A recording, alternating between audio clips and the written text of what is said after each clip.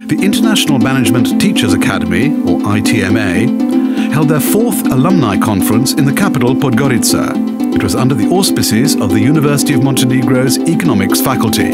A special input on teaching philosophy and strategy was provided by Professor Bochniarz, who stated that the single most important factor was significant investments in human capital, particularly in higher levels of education.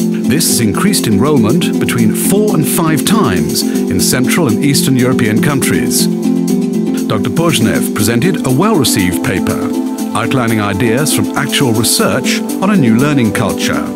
Professor Leivik spoke about the ways that the management of a company deliberately manipulate the company's earnings so that the figures match a predetermined target.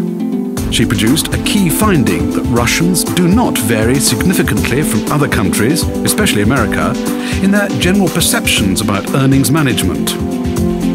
Mr. Ursu examined the technical terms of swaps. It's an agreement between two parties to exchange a series of cash flows in the future and whether they can be used to deal with credit risk. Mr. Klieper looked at ways of integrating leadership style and motivation. He reminded the audience that 80% of the time, it's the employer, the business owner or manager who's the one demotivating the employee.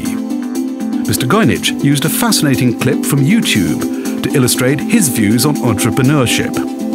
His premise was that for clever entrepreneurship, new technologies are a real opportunity.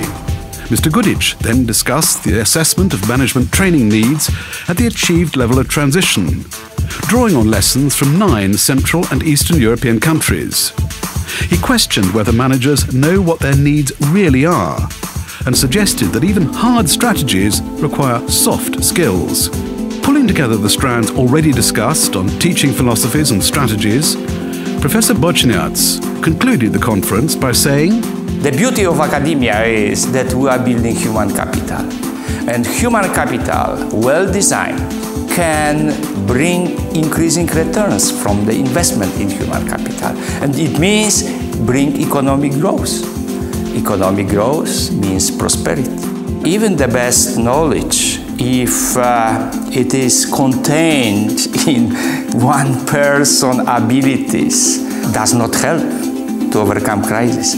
We need to have cooperation."